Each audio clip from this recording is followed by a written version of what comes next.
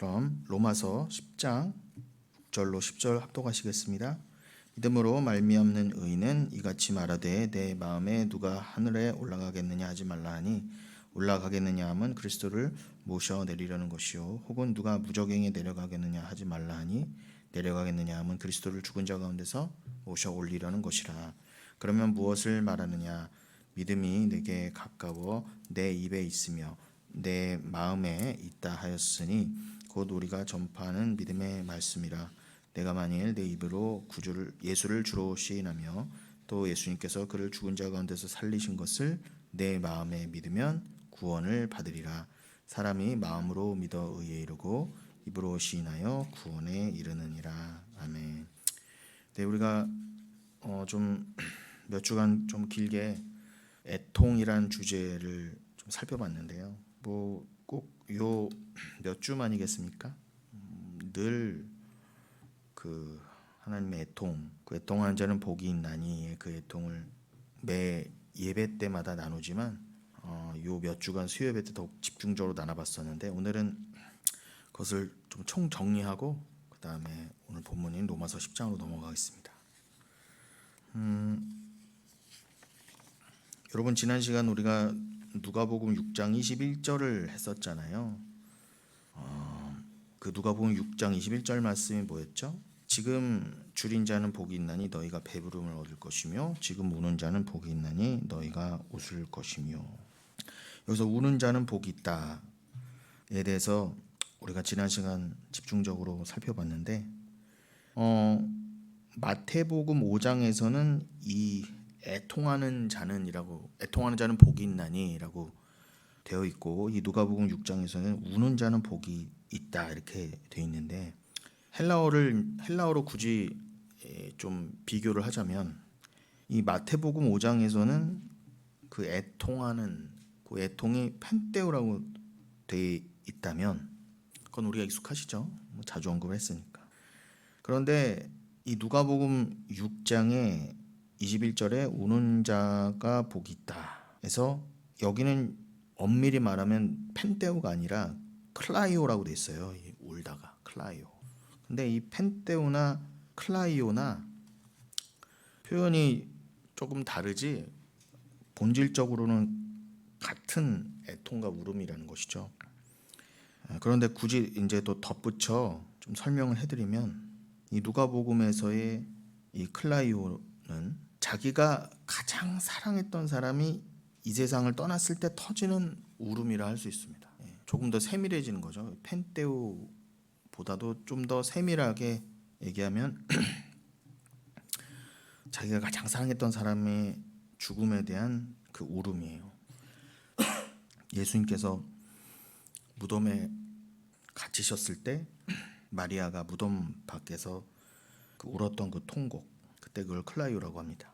그것이 무엇을 상징합니까? 성도는 자신의 그 무력함과 불가능함을 깨닫고 그 속에서, 그죠? 지금 내가 너무 사랑하고 믿던 예수가 무덤에 들어갔어요. 얼마나 무력합니까? 세상이 끝난 거잖아요. 자기의 모든 믿음이 사라진 것 같고 난 이제 앞으로 어떻게 사나, 무엇을 위해 살고 어떤 정신으로 살아야 되나, 그토록 신뢰하고 자랑하던 그 존재가 들어갔어요. 여러분 이거를 좀 달리 말하면 우리는 죄인입니다. 왜 죄인이에요? 우리는 나만 믿었어요. 나를 믿는 게 당연했어요. 예수를 믿지 않고 나를 믿었어요. 하나님을 믿지 않고 나를 믿었어요. 그래서 그게 지옥 갈 죄입니다.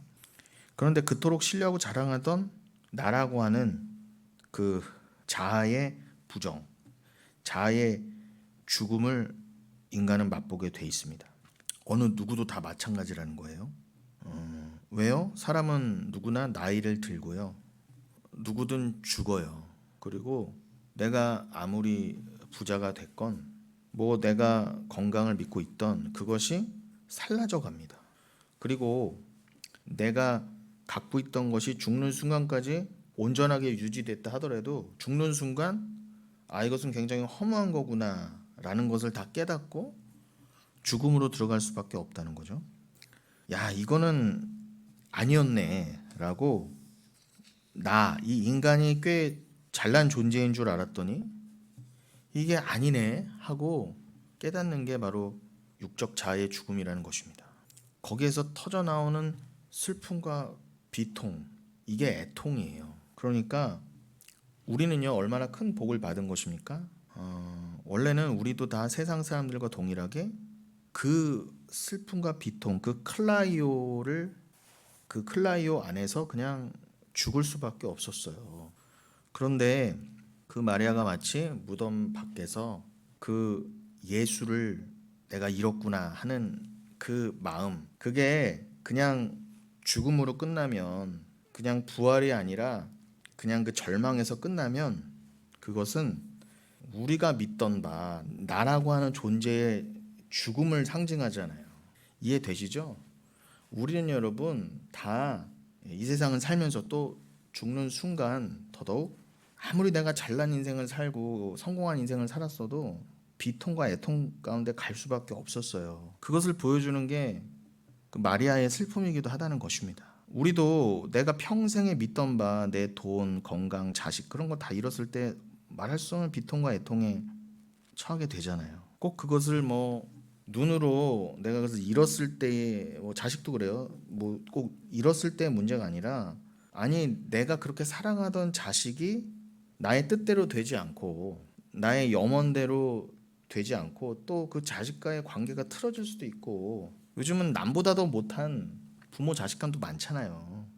그런 걸 다 포함해서 드리는 말씀이에요. 그러면 인간은 야 내가 이렇게 그게 다인 줄 알고 애한테 다 온 정성을 쏟아서 키워놨더니 전혀 뭐 내가 원하는 대로 자식이 그렇게 해주지 않고, 그리고 또 절망이죠. 그런 것들을 포함해서 인간은 어떻게 살든 무슨 수를 써도 절망에 빠질 수밖에 없어요. 이게 근본적인 슬픔이라는 거예요. 마치 그것을 상징하듯 드러내듯 예수가 그렇게 죽으신 거예요. 우리의 죽음을 대표해서. 그럼 마리아가 그렇게 믿었던 예수가 그냥 허무하게 죽었어요. 그럼 그 내 육적자를 그것은 상징한다니까요. 그러니 여러분 우리는요 예수가 부활하지 않으셨으면 그 마리아가 예수의 무덤 앞에서 그냥 하염없이 울었던 것처럼 그냥 우리는 그런 비통함과 절망 가운데 죽을 수밖에 없었어요. 곧 부활절이지만 뭐 부활절 때만 부활을 얘기해야 됩니까? 저는요 이 꼭 부활절이라고 특별히 여기는 게 더 웃겨요. 아니, 얼마나 부활을 얘기 안 하면은 부활절 때 겨우 억지로 언급하는 게 부활절입니까? 아니요 여러분, 매번 매 순간 우리의 죽음과 죄를 깨닫고 생각하면, 우리가 성령을 받았으면 매 순간 부활로 이어져야 돼요. 그럼 부활절만의 얘기가 아니에요. 그래서 제가 우리 교회는 그런 형식을 위한 형식을 지향할 뿐더러 일단 그런 것들이 염증이 나서 그래요. 뭐 부활절이라고 해봐야 뭐 계란만 까먹고 있지, 그 하루만이라도 이 인간의 절대 절망과 절대 죄와 절대 소망에 대해서 말하지 않아요. 그냥 어설픈 부활을 얘기해요. 이 땅에서의 부활을 얘기한다고요. 이 땅에서 조금 더 나았나? 이 땅에서 내 소원이 성취된 나를 부활로 여긴다니까요. 그러면서 뭐 부활절 섬긴대요. 그래서 제가 더 염증이 나는 거예요. 그래서 더더욱 어설픈 부활절을 섬기느니, 그건 절기는, 부활절 절기는 성경에 나와 있지도 않고, 예수님 심지어 사도들도 부활절 몇 월 며칠로 해서 지켜라라는 말을 한 적이 없어요. 그걸 다 예수가 완성하고 가셨는데, 종교개혁 때도 다 없앴는데 이후로 또 만들어낸 거예요 오늘날 교회가. 여러분 그 형식을 그렇게 중요시 하실 거면 여러분 지금 미국은요 계란값이 너무 올라서 한 알에 뭐 1,000원 2,000원 하니까, 옛날에는 뭐 계란이 싸니까 대규모로 삶아서 색칠도 해갖고 나눠주고 서로 먹고 그랬는데, 지금은 계란이 올라갔고 그걸 못 하는 거예요. 그래서 감자를 대신해갖고 감자에다 색칠하고 안 줬대요. 부활절이라고. 부활절은 하긴 해야 되겠는데 계란은 너무 비싸고, 그러니까 감자에다 한대요. 그러니까 인간은요 여러분 형식도 못 지키는 거예요. 형식도 감자랑 부활이랑 또 무슨 의미가 있다고. 계란은 그나마 난태생의 저주와 함께 우리가 알에서 깨어나는 게 중생이다. 주가 우리를 품으시다가 그렇게 우리를 깨닫게 하심으로 이 세상의 껍질, 나라고 하는 이 자아의 껍질을 깨고 죄를 깨고 나오게 하셨다. 예수가 무덤을 박차고 나오신 것처럼. 그런 거는 온데간데 없으니까 지금까지 그냥 계란만 먹은 거예요. 그냥 계란 먹으니까. 그러니까 감자로 바꿔도 아무 이상함이 없는 거예요. 그렇게 그걸 중요시할 거고 형식을 다 할 거면 계란이 한 알에 10,000원이어도 해야 되는 거 아니에요? 그럼 나는 못 먹어도 남은 주면 되잖아요. 나는 못 먹어도 이웃은 줘야지. 인간은 다 실패했다는 거예요. 그래서 뭘 부활절을 지킨다 그래요. 우리나라도요, 계란 한 알에 지금 뭐 한 700~800원만 돼도 되잖아요. 안 갖고 올 거예요. 안 할 거예요. 돈 몇 푼에 왔다 갔다 할 거면은 뭘 하냐 말이에요. 뭘. 주변에선 또 그래요. 그래도 부활절이니까 뭘 해야 되지 않냐. 뭐 계란이라도 해야 되지 않냐. 안 해도 돼요. 그냥 계란 장조림해서 댁에서 드세요. 귀한 계란. 여러분, 우린 매주 아니 매 순간이 부활절이 돼야 돼요. 도대체 부활절만 나눌 그 말씀이면은 도대체 복음서에 뭐하러 예수의 죽음 앞에 있는 마리아가 얘기가 왜 나오며 오늘은 왜 읽어야 됩니까? 그럼 이런 말씀 다 부활절 때만 읽어야죠. 근데 일단 읽는다 쳐요. 예수가 말씀하신 그 부활로 못 나가는데, 그 말씀으로 못 나가는데 백날 말씀을 읽으면 뭐합니까? 여러분, 우리는요 원래 이 마리아가 우리는 가늠도 할 수 없어요. 마리아가 그 무덤 앞에서 그냥 예수가 죽었다 정도가 아니라 나의 모든 게 죽은 느낌이에요. 그냥 지금 이 마리아에게는 그 어떤 것도 위로가 되지 않아요. 그게 예레미야서 31장이나 마태복음 2장에서의 라헬의 애곡이라 그랬잖아요. 교회의 애곡.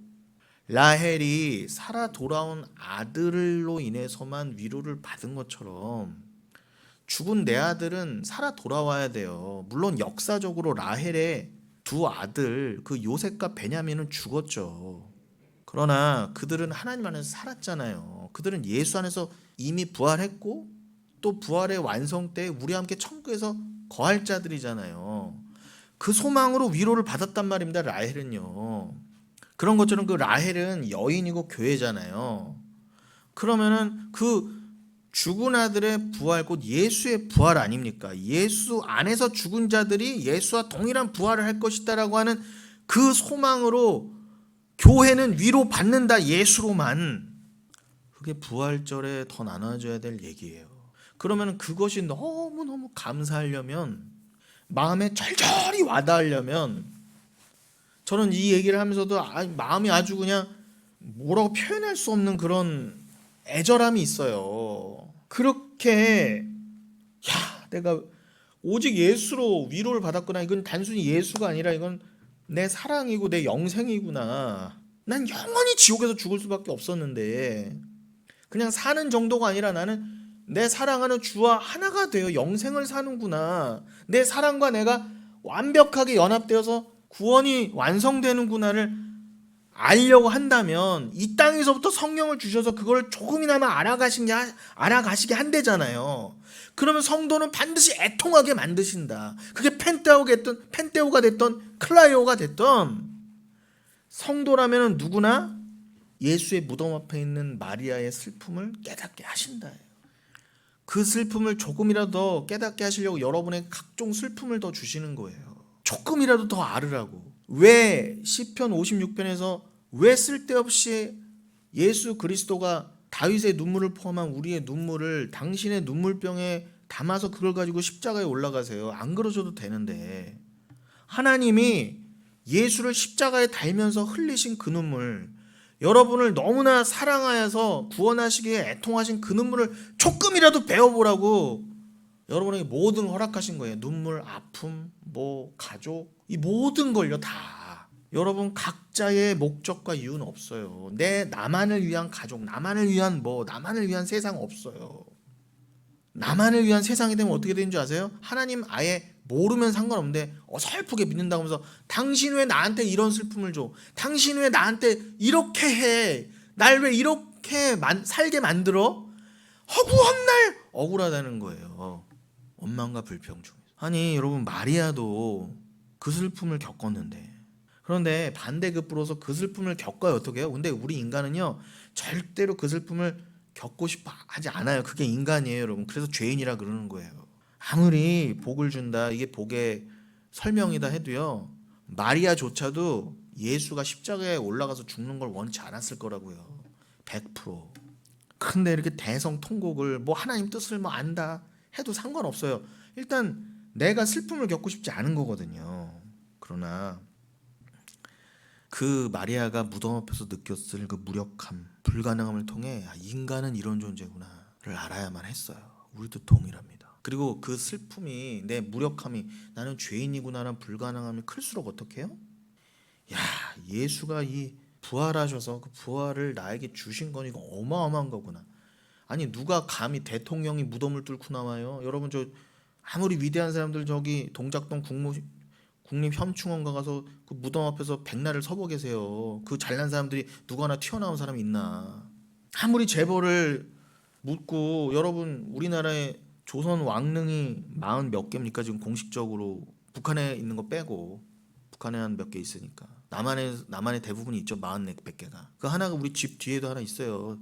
김포장릉이라고. 그 조선의 추존왕이 한 몇 명 되는데 그것도 또 까먹었네 몇 명이었는지. 그 중에 한 명이 원종이에요. 그 병자호란 때 그 병신 같았던 인조 있잖아요. 인조. 그 인조의 아버지의 능이 제 뒤에 있다고요. 인조가 광해군을 몰아내고 인조반정 후에 왕권을 차지한 다음에 왕이 되지 못하고 죽은 자기 아버지를 왕으로 추존해줬어요. 추대. 그래서 추존왕이에요. 그 능을 쓴 게 바로 뒤라니까요. 자기 아들이 자기를 왕으로 만들어주고, 그 날아가던 새도 떨어뜨리는 권세를 갖고 살았어도 한 인생이에요. 무덤은 조용합니다. 아무 말이 없어요. 왕릉도 안 된다니까요. 그러니 인간이 그걸 알잖아요. 죽으면 끝이라는 걸. 그러니까 예수도 그냥 죽었구나. 예수가 다 끝났구나. 아유 이제 옛날에 저희 그 친척이 돌아가셨을 때 여자분이 돌아가셨거든요. 그랬더니 그 배우자 되시는 분께서 그 이렇게 그 벽제 거기였는데 확 타요. 그러니까 저도 뭐 장례식 한 100번 이상 본 것 같아요. 확 타는데 막 울어요. 울고. 그러니 옆에선 또 그 집은 뭐 어떤 종교도 없는 집인데 양옆에서 뭐 가톨릭이 하고 있더라고. 그러니까 가톨릭 계속 노래 불러주잖아요. 그때는 또 코로나 전이니까 그런 게 굉장히 활성화됐었거든요. 지금 뭐 벽제 가봐도 뭐 찬송부로 쫓아가고 막 옆에서 계속 불어주고 그런 거 없어요. 근데 그때는 막 부르니까 더 애틋한 거야. 뭐 그냥 처량한 거죠. 더 옆에서 막 자기네 그 해주는 것도 아닌데 저 끝에서 목탁 두드리고 있고 해주는 건 아닌데 뭐가 더 서글픈 거야. 울어요. 그 남자분도 막 얼굴이 빨개요. 울다가 이 철커덕 하고 다치니까 가자 이렇게 돼. 가자. 물론 이제 뭐 수고를 하고 이제 그렇게 되지만 끝났다는 거죠. 이제 여러분 그렇게 인간의 인생은 허무합니다. 한 줌죄예요. 한 줌죄. 여러분 그 애통과 그 허무함 앞에서 우린 답이 없었어요. 그걸 지금 클라이오의 슬픔으로 마리아가 조금이나 표현해 본 거예요. 그럼 여러분 기본적으로 너무 슬퍼서 우는 그게 인간의 어떤 걸로도 해결이 안 돼요. 뭐 뭘 줘도 안 돼. 밥을 줘도 안 되고. 그리고 뭐 좀 시간이 지나서 좀 슬픔이 묻혔다 쳐요. 내가 죽을 때는 어떡할 거예요. 이건 완벽한 절망이라니까요. 뭐가 있어도 안 돼요. 돈이 있어도 안 되고. 저는요 이러한 인생에 문제가 있으면 저는 이 문제를 해결하지 못하면 저는 예전부터 생각했었어요. 인생은 왜 태어나나. 태어날 필요가 없다.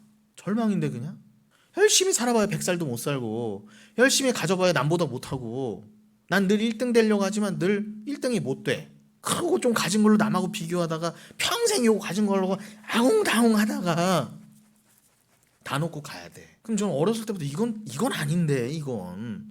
그러면서도 살긴 사는데 뭐 어떻게 되겠지. 뭐 답이 있겠지. 예. 제가 엊그제 뭐 바둑 영화를 하나 봤어요. 하도 재밌다고 그래서 봤는데 별로 재미도 없더만.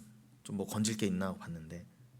근데 그 조훈현 씨의 스승이었던 그 일본 바둑의 거장이 있어요. 그 사람이 조훈현에게 이렇게 바둑판을 하나 제자에게 남기면서 뒤에다가 이렇게 뭘 써서 줍니다. 그게 뭔 말이냐 그랬더니 바둑에는 답이 없지만 답을 찾는 게 바둑이다 그래요. 답이 없대요. 여러분 바둑에도 답이 없어요. 그렇게 고수들이 있고 뭐 수천 수만 수십만 가지의 수가 있고 뭐 저는 바둑을 모르지만 저희 아버지는 바둑을 굉장히 좋아하셔서요. 나름 우리 아버지가 지역에서는 바둑을 좀 두십니다. 그래서 뭐 노인분들 어디 바둑대회 나가시면 곧잘 상도 타갖고 오시더라고요. 근데 저희 아버지는 평생을 바둑을 봐요. 그런데 그 수가 무궁무진한 거야, 제가 봐도. 그냥 너무 재밌는 거예요. 그 조그만 바둑판 안에서. 마치 인생 같지 않습니까? 이 세상은 이렇게 좁은데 별 인생이 다 있는 거야. 그런데 그 바둑의 초고수가 뭐라고 했다고 조은현에게, 야, 바둑엔 답이 없다.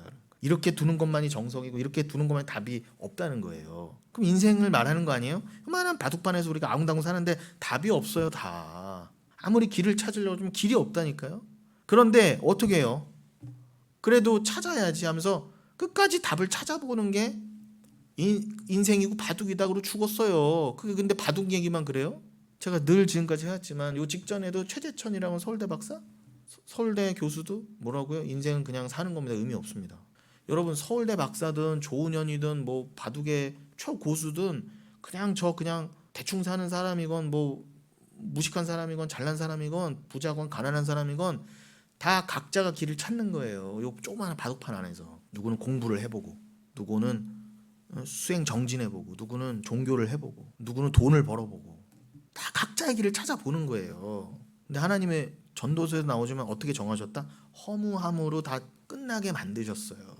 이게 길인가 해도 답이 없어.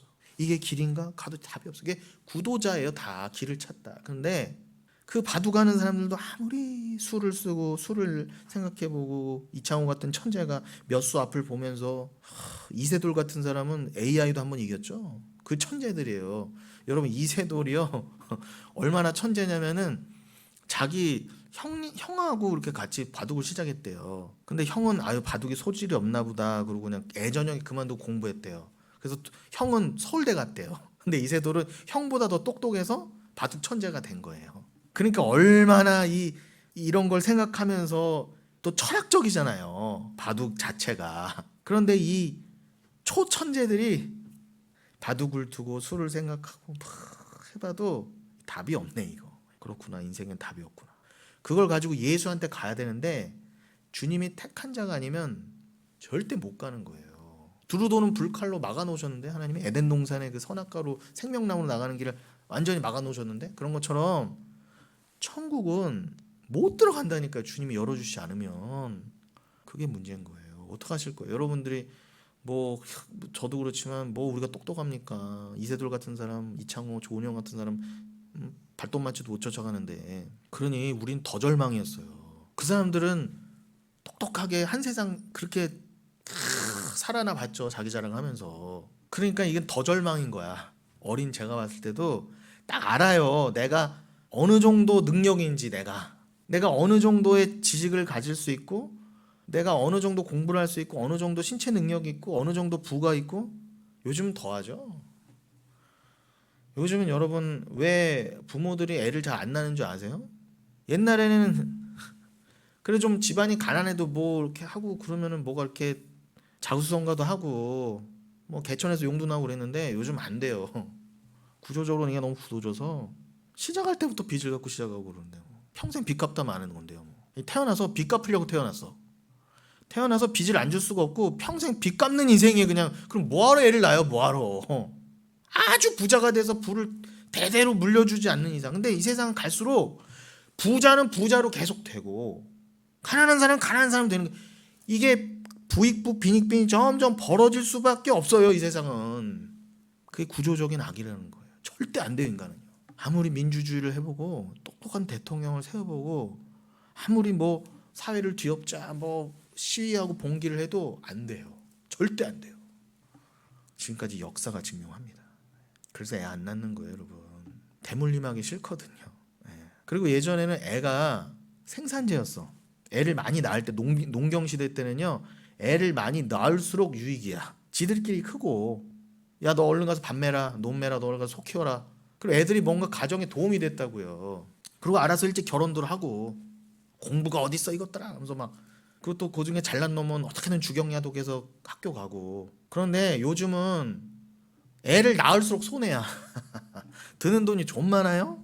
안 그래도 힘들어 죽겠는데 애를 또 결혼할 때까지, 학교 보내고 결혼할 때까지 계속 빚을 져야 돼. 몇 억을 써야 돼. 그럼 애들 뭐 학교 가고 졸업하고 그럼 끝이니까 또 취업한다고 난리치지, 또 뒤봐줘야지, 결혼하면 또 챙겨줘야지, 애 낳으면 또 애 봐줘야지.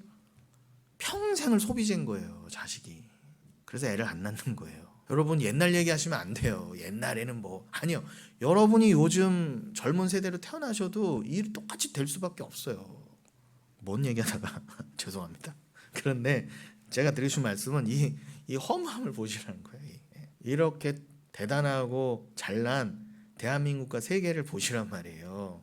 답이 없어요. 답이.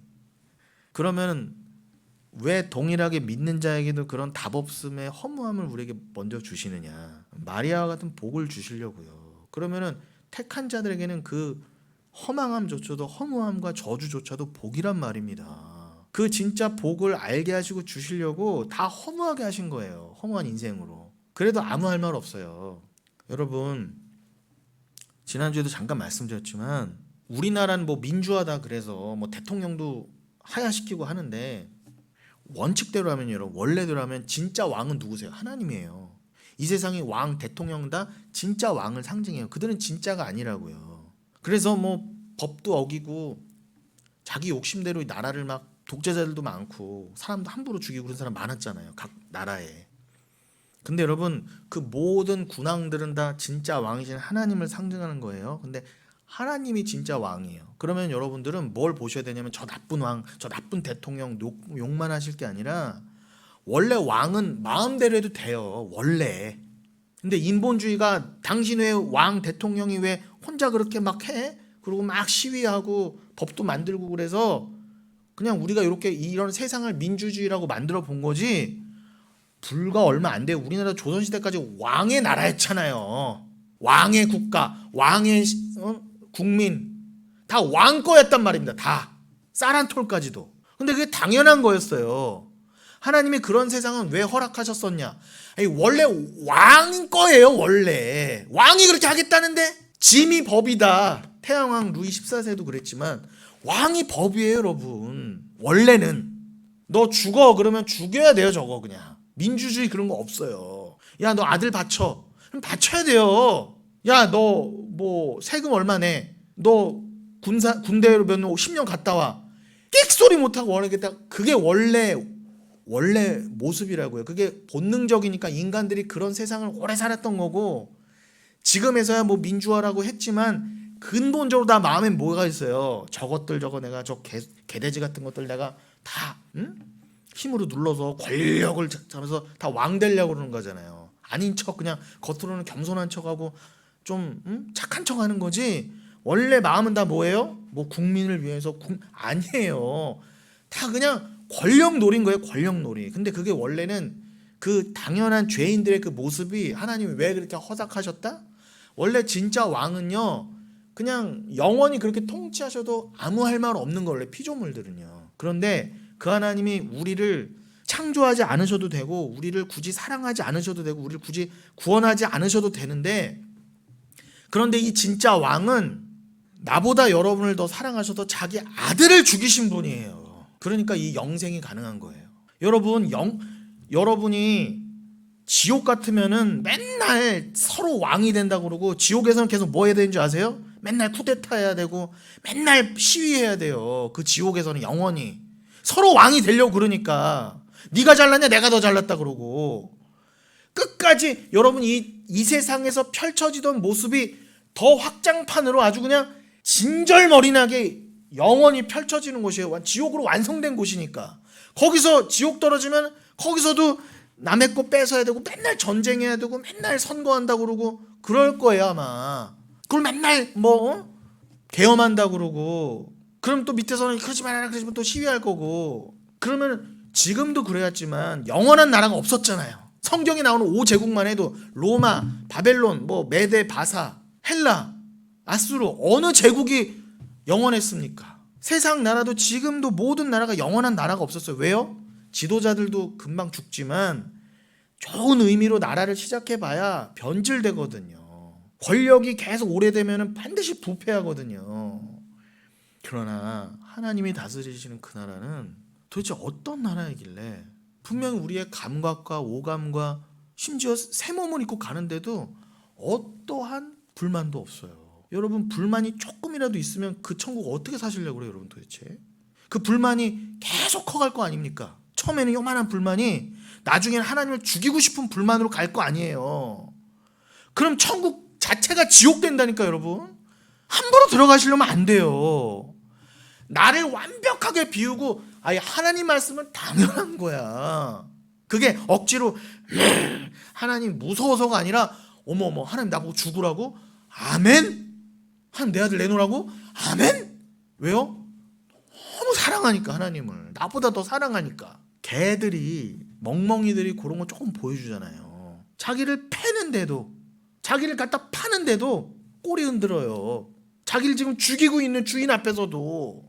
우린 개만도 못한 거예요. 근데 나의 그 주인은 그 개를 그렇게 학대하는 그 주인하고는 뭐 그런 악한 주인하고는 상상 비교할 수 없는 진짜 사랑의 왕이 안 그러셔도 되는데 그냥 무자비하게 통치하셔도 되는데 자기 아들을 먼저 주신 거예요. 그러니까 그 나라가 영원히 가능한 거예요. 사랑으로요. 그러니까 여러분 우리는 이 참담한 세상을 보면서 특별히 우리나라에는 대통령이 지금 벌써 뒤집어 떨어져 나가는 모습을 2번이나 보여주면서 뭐라고요? 이게 인본주의로 해석하면 야 우리는 민주화 국가다 자랑할지도 모르겠지만 그러나 그걸 보면서 원래 진짜 왕에게는 반란을 일으켜서도 안 되지만 늘 반란의 마음을 갖고 있었어요. 그게 선악과 사건이었어요. 그게 잘난 인본주의였단 말이에요. 나도 하나님이 될 수 있어. 나도 하나님이야. 나도 왕 될 수 있어. 근데 하나님이 그거를 드러내 보이시려고 우리 인생을 허락하신 거예요. 그런데 하나님을 배반하고 우리끼리 뭐 나라를 만들자 뭐 세상을 만들자 바벨탑 쌓자 해봤더니 야 해봤지? 그 꼴이 뭐야? 인생 안 태어난 게 더 낫네요. 허무한 거예요. 그냥 그 허무함으로 끝난 인생들은 영원한 허무함으로 들어가는 거예요. 거기에 굳이 불 같은 거 없어도 돼요. 영원히 거기서 또 지지고 볶고 살아야 된다니 그게 자체가 불이에요 여러분. 여러분 억울할 때 저 남들보다 내가 좀 못 살아서 시기 질투할 때 마음에서 막 불이 올라오죠. 아우 열불나. 그게 지옥불이에요 여러분. 그럼 여러분들은 아 뜨거 하고 여기서 겪어내시고 심지어는 그 마리아가 예수 앞에서 겪었던 그러한 슬픔도 실제로 겪게 하시면서 어떻게 해요? 아 큰일 나요. 내 인생은 정말 불가능한 거구나. 이 땅에서 내가 예수 없었으면 정말 큰일 날 뻔했구나. 그걸 깨달으면 더 하나님을 믿고 부활의 소망을 의지할 수밖에 없잖아요. 그럴 수만 있다면 여러분이 이 땅에서 겪는 모든 자아의 모든 슬픔은 모든 여러분의 고난은 여러분의 자아가 죽는 그 자기 부인의 유익으로 간다는 거예요. 자기 부인이 되어야 부활이 되든지 말든지 할 게 아닙니까? 그래서 여러분 그 우리의 옛 자아의 죽음에서 터지는 비통과 슬픔 이것이 바로 성경에서 말하는 애통입니다. 그래서 제가 성도의 애통은 저주가 아니라 복이라고 말씀드리는 것입니다. 많은 분들이 이렇게 말씀을 하세요. 말씀을 점점 깨달아 가니까 저는 성도라 불릴 수도 없는 그런 존재였습니다. 심지어는 내가 지금 예수 믿고 있고 영혼교회 다닌다고 하면서도 어떻게 여전히 내가 이렇게 살 수가 있죠? 그리고 뭐 그런 부끄러운 일뿐만이 아니라 내가 착한 일 하겠다고 내가 정말 근사한 사람이 되어 보겠다고 했던 그 일들까지도 그 행위까지도 지금 보니까 다 죄라는 거죠. 그럼 나는 뭐예요? 그럼 착한 일을 한다고 했던 나도 심지어 교회 안에서 몇십 년을 봉사하면서 나는 신앙생활하는 이런 착한 사람이에요 하나님. 세상 사람 그 주변 사람한테도 칭찬받아 먹고 하나님한테도 나 이렇게 잘난 사람이에요 라고 칭찬받아 상급받아 고잘난 자기 천국 가려고 했던 그 모든 게 다 죄로 드러난다고 한다면 여러분 이게 진짜 절대 절망 아니에요? 네. 그걸 두고 여러분 정말 애통하고 계시냐 이 말이에요 제 말은요. 그러니 그 애통을 갖게 되신 분들이 진짜 복 받으신 분들이에요. 그런 고민이 없으면 그 사람 그냥 종교인일 뿐이에요. 종교인일 뿐이에요. 제가 봤을 땐 교회 다니는 사람 99%가 다 종교인입니다. 그냥 억지로 가거나 마지못해 가거나 그런 사람들이 코로나 오면 옳다구나 하고 안 가는 거예요. 이건 어쩔 수가 없으니까. 그렇다고 제가 막 국가 법까지 어겨가면서 모여야 된다는 그런 따위 얘기가 아니라 어떤 상황이 일어나도 그걸 자기 유익으로 챙겨 갖는다고요. 인간은요. 그러나 국가가 막았어요, 교회를요. 그럼 따라야죠. 그게 이 땅을 사는 우리도 세상 사람이니까 당연히 법 지켜야죠. 왜 마음에 안 든다고 광화문 가고 다 때려보시고 그럽니까? 에베소서는 어느 사도 바울도 누누이 말하잖아요. 세상 권력 권세에 복종하고 너의 자리를 지켜라. 열심히 사세요. 우리 교회도 만약에 또 뭐 코로나보다 더한 질병이 이제 퍼질 수 있어요. 그러면 여기 언제 문 닫을지 몰라요.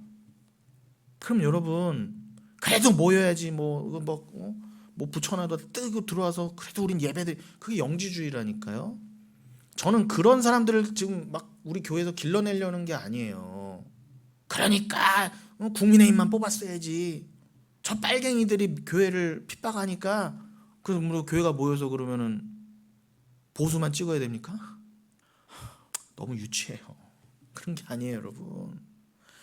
물론 힘들죠. 교회 문 닫혀봐요. 저도 어마어마하게 힘들 거예요. 마음도 그렇고. 그런데 그 앞에서의 그 절망, 비통을 겪고 싶지는 않지만 하나님 허락하시면 겪어낼 수밖에 없다는 거예요. 이건 하나님 실수예요. 그게 아니라. 하나님 실수여서 아무나 대통령 세우시고 하나님 실수여서 코로나 보내십니까? 저도 이거요 굉장히 불편한 말이에요. 저도 다시는 겪고 싶지 않아요. 제가 오죽하면은 3년 전에 개척하면서 야 이거 어떻게 기가 막히게 코로나를 지나서 이렇게 개척하냐? 저도 안도했던 사람이에요. 그렇지만 제가 이 말을 하려는 거는 그때 진짜 예배자와 아닌 자가 구별되잖아요. 진짜 교회와 아닌 교회가 드러나잖아요. 진짜 성도가 아닌 자가 드러나잖아요. 억지로 율법주의로 그냥 교회 다니는 사람들은 아이고 이제 교회 문 닫혔네 잘됐네로 갈 수 있지만 진짜 성도는 애통함과 함께 그래 주님이 세상을 이렇게 끝내간다고 하셨지. 하나님의 그 종말을 진짜 종말을 담으신 그 하나님의 뜻이지 교회에 대한 마지막 회개 촉구의 메시지지. 다 이게 교회의 경종을 울리는 거잖아요. 모든 자연재해나 이런 병들도 오죽하면 코로나 때 교회 문을 다 닫으셨습니까? 그런데도 정신 못 차리잖아요, 우리는요. 그러면 근데 그 꼭 모여서 예배드리는 그게 참 감사했던 거구나. 근데 우리는 사마리아 여인의 고백처럼 그냥 어디에 꼭 모여서 이 교회만 꼭 어디 예배당에 모여서가 예배가 아니라 우리가 진짜 각자의 처소에서 삶에서 영과 진리로 예수로만 성령으로만 예배드리는 게 뭔지를 알게 하시려고 주님이 그동안 우리를 잘 양육하셨다가 진짜 시련과 고난을 맞이하게 하시는구나라고 하나님의 연단을 받아들여야죠. 어떻게 하겠어요? 굶어 죽으면 그냥 굶어 죽어야지. 굶어 죽으라고 하시면 빨리 죽고 싶어 해도 막상 굶어 죽으려면 겁을 낼 게 우리입니다. 그러니까 우리는 하나님 앞에서 뭘 논할 수가 없어요. 인생을 논할 수도 없고 뭐 가정해서 뭐 서로 뭐 그럴 수도 없고 나였으면 뭐 내지는 뭐 이렇다면 뭐 하면서 어줍지 않게 말할 수도 없어요. 우리는요. 그 상황 안 닥쳐보면 우리는 모릅니다. 어떤 내가 튀어나올지 몰라요. 그러니 그냥 애통이에요. 고민해야 돼요. 그래서 성도의 삶 속에서 터져 나오는 눈물은 해로운 것이 아니라 눈물이 아니라 그건 단순한 눈물이 아니라 유익이 된 눈물인 것입니다. 그러니까 여러분은 여러분 자신 때문에 많이 우셔야 돼요. 왜 내가 이 정도밖에 안 되는가? 그리고 왜 사람들이 나를 이렇게 띄엄띄엄 볼까? 아니 띄엄띄엄 본 게 아니라 잘 본 거예요. 왜 날 이렇게 이런 취급하지? 아니 여러분이 그런 사람 맞아요. 거기서 눈물 흘리시면 되는 겁니다. 애통하다. 나는 왜 이런 존재밖에 안 되는가? 그래서 하나님의 은혜가 그 십자가가 절실한 거구나. 이리로 가시면 돼요. 그래서 지난 2월 26일에도 우리가 본문으로 나눴던 그 시편 126편 5, 6절이라는 것입니다. 눈물을 흘리며 씨를 뿌린 자는 기쁨으로 거두리로다. 울며 씨를 뿌리러 나가는 자는 반드시 기쁨으로 그 곡식단을 가지고 돌아오리로다. 눈물을 흘리며 씨를 뿌린 자만 기쁨으로 거두게 된다고 하십니다. 무엇을 거두게 된다는 말씀이에요? 믿음이 그 복음이 마음에 들어온 이들은 반드시 애통하게 돼 있어요. 성령이 애통케 하세요. 심지어 로마서 8장 26절 성령이 내 안에서 탄식하신다 그러잖아요. 얘 지금 애통해야 되는데 지금 이 세상에서 즐겁다 그러고 뭐 뭐 살고 싶다 그러고 성령의 기본적인 애통이 있으면 점점 그 애통이 나에게 전가가 되옵니다. 그러면서 그 성령을 가진 자는 내 육이 지금 세상과 아직도 짝해 있고 들러붙어 있는 내 육을 보면서 반드시 그 영은, 나의 영혼은 그 성령과 함께 애통하게 돼 있어요. 이미 하나가 됐거든요. 그 애통으로 인한 진짜 변화요. 그게 기독교에서 말하는 어줍잖은 성화주의랑 다른 것입니다. 여러분, 기독교가 그냥 술 담배 끊고 화 안 내고 부부싸움 안 하고 삥땅 안 치고 11조 잘 내고 그런 거면 원래부터 잘했던 사람하고 어떻게 하실 거예요? 누가 저는 예수 안 믿어도 술 담배 원래 안 했는데요? 그런 사람 많아요.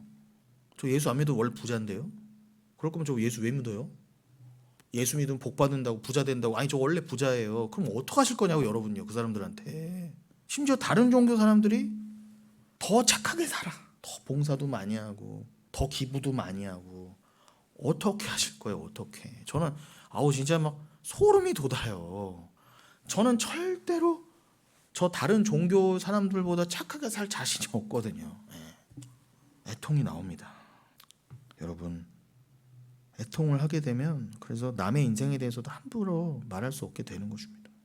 남의 얘기도 그때서야 저절로 안 하게 되고, 지금 나로 인해 애통하게 생겼는데 뭘 누구를 저 사람은 아니 저는 진짜 기가 막힌 게 우리 권사님들도 항상 그런 전화에 시달리시고 힘드시겠지만 뭘 그렇게들 남한테 관심들이 많대요. 하면 뭐 그렇게 뭐 다 쓸데없는 얘기들이잖아요, 여러분. 전화 받기 싫고 끊어버리고 싶고. 여러분들은 이미 이제 뭐에 집중해야 되고 내가 이제 뭐에 애통해야 되는지 이미 아신 분들이니까 그건 그냥 잡소리를 들리는 거예요. 근데 그 사람들은 아직도 그게 그냥 중요한 거죠. 뭐 누가 어떻게 됐대. 그리고 다 그 마음 기본에는 뭐가 있는지 아세요?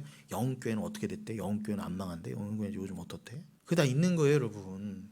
다 그렇게 느끼셨겠지만. 그럼 그 사람들은 또 영교회가 그렇게 됐대야 그러더니 그렇게 됐대. 얼마나 또 이렇게 하겠습니까? 근데 뭐 그렇게 막 그런 걱정입니까? 그냥 가볍게 한번 스치고 지나갈 가십이 되는 거예요, 그냥 가십거리가. 그걸로 에너지 삼아 막 여자분들은. 그런데 여러분, 우리가 진짜 애통이 들어오면 나는 적어도 저 인간보단 낫습니다라고 하는 그게 없어져 가요. 애통을 겪고 나니까 내가 그런 말 하지 말아야지가 아니라 자연스럽게 없어져 가는 거예요. 내가 예수 믿으니까 억지로 이런 말 하지 말아야지가 아니라 부정적인 말 뭐 남말 해야지 하지 말아야지가 아니라 그냥 내 죄가 보이고 내가 지금 어떤 상황에서 구원받았으며 내가 지금 어떤 상황에서 계속 죽게 나아가고 있으면 내가 지금 그 복을 깨닫게 해주시기 위해서 주님이 나를 치고 연단하고 계시는 중이라면 지금 나와 하나님 관계에만 집중하게 되고 예배에만 집중하게 되고 말씀만 집중하게 되지 뭐 어디든 전화 돌려갖고 할 겨를도 없어요. 왜 그런 줄 아세요? 나 심심해서 그러는 거. 심심해서. 그러니까 여러분, 그래서 이 애통이 성도의 삶의 유익이라는 것입니다. 그러니 여러분, 이것을 잘 이 말씀들을 마음에 두시고 오늘 결론으로서 이제 애통을 마무리하는 가운데 오늘 본문인 로마서 10장 6절로 10절을 다시 한번 나누면 이 말씀은 다른 예배 때도 수시로 또 나눴던 말씀이지만 오늘 이 애통과 직결됐던 그 우리들의 죄, 그 허무함, 그것 때문에 그 흑암과 같았던 우리의 허무함, 어떠한 소망도 없던 빛 한 줄기 없었던 우리들의 인생의 절대 절망, 이것을 얘기하다 보니까 뭐 모든 말씀이 다 답이고 바둑은 그 수천 수만 가지 길 중에서 답이 없지만 성경은 이 수만 구절이 다 길이에요. 근데 그 길이 다 하나잖아요. 예수. 이렇게 길을 많이 보여주셨어요. 성경에서는 뭐 다 뽑아입고 다 길인데 그 중에서도 오늘은 로마서 10장 6절로 10절의 길을 그 동일한 길이지만 로마서 10장 6절로 10절로 표현된 그 길을 나누고 마치겠다는 것입니다. 믿음으로 말미암는 의는 이같이 말하되 네 마음에 누가 하늘에 올라가겠느냐 하지 말라니 올라가겠느냐 하면 그리스도를 모셔 내리려는 것이요 혹은 누가 무저갱에 내려가겠느냐 하지 말라니 내려가겠느냐 하면 그리스도를 죽은 자 가운데서 모셔 올리려는 것이라. 그러면 무엇을 말하느냐?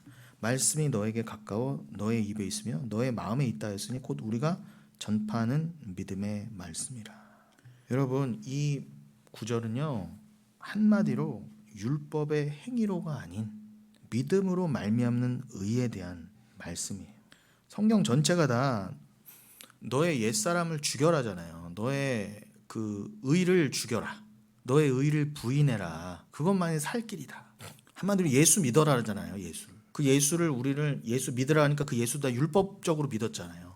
코로나 때도 억지로라도 가야 되는 그 예수를 알았어요. 너무나 부담되는 예수였죠. 그러나 그 예수를 사랑으로 영접하지 않으면 평생 그 짓 하다가 또 평생 그 짓 하는 지옥으로 내려가야 되는 거예요. 율법의 행위자들이 그득그득한 곳에 영원히 율법의 행위로 경쟁하려고 또 내려가야 돼요. 둘째 사망으로.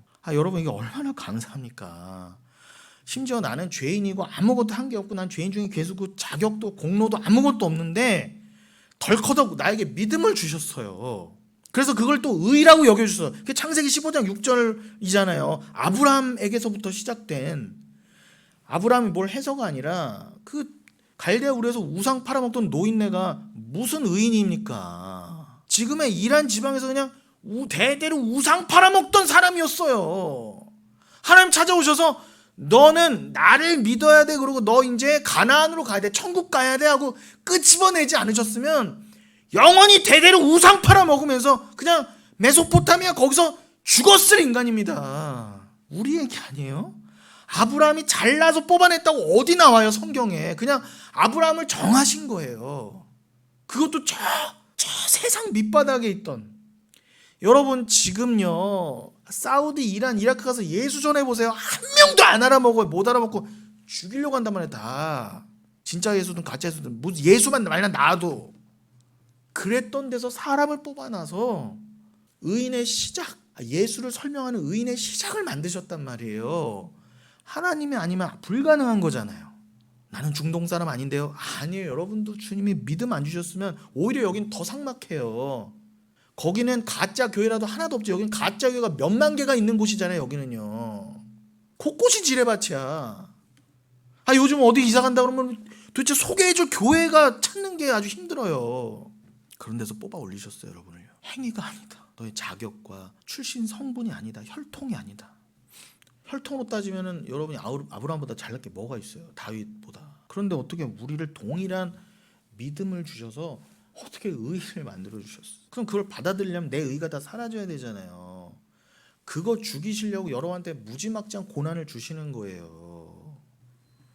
이미 그건 완성돼 있다고요. 있다고 완성돼 있는 것이지만 이 땅에서 이루어 가는 것인데, 여러분이 무지막지한 고난을 당하면서도 수시로 드러나는 여러분의 의를 보면서 절대 절망으로 가야 되잖아요. 나는 어떻게 이미 천국에 있는 걸 믿는 사람이, 심지어 그걸 믿으라고 날 지금도 쳐가고 있는 연단 가운데 고난받는다 하면서도 수시로 내 의가 드러나고 수시로 잘난 나, 하나님 앞에 뭔가 행위로 나아가서 더 이쁨 받고 싶은 나, 저 사람은 저 사람에서 자꾸 이바구질하고 싶은 나, 그런 여러분의 절망하시면서 그런데도 어떻게 하나님 나를 택하시고 피를 뿌리셨을까? 그 아들의 피를. 감사하시는 얘기예요. 오늘 특별히 로마서에서 밝히는 오직 믿음으로 말미암는 의란 그 신명기 30장을 가지고 오면서 지금 인용한 거거든요. 간단히 지금 제가 말씀드린 건 시간상, 그 오직 믿음으로 말미암는 의란 하늘로 올라가서 그리스도를 하늘로부터 끌어내리는 것이 아니고요. 또 무적행 그 음부에 내려가서 그리스도를 죽은 자 가운데서 모셔 올리려는 것도 아니라는 거예요. 한마디로 뭐예요? 너희가 예수를 믿으면 어머 예수님 어디 계세요? 예수님 어디 계세요? 찾아가서 어머 예수님 하늘에 계시네. 막 올라가서 하나님 예수 끌어내려. 어머 예수님 어디 계세요? 어디 계세요? 저 땅 밑에 계시네. 예수님 멱살잡이하고 끌어올려. 그래서 내가 예수 믿었어요. 내가 예수 찾았어요가 아니라는 거예요. 한마디로 제가 곧 이제 영상이 하나 올라갈 텐데, 제가 우리 그 제천에서 사진관 하신 우리 집사님 그 스튜디오 가서 또 짧은 영상을 찍었어요. 그 질문이 그거였어요. 기독교와 다른 종교의 근본 다른 것이 무엇이냐. 제가 첫 번째가 그렇게 얘기했어요. 찾아오시는 거다.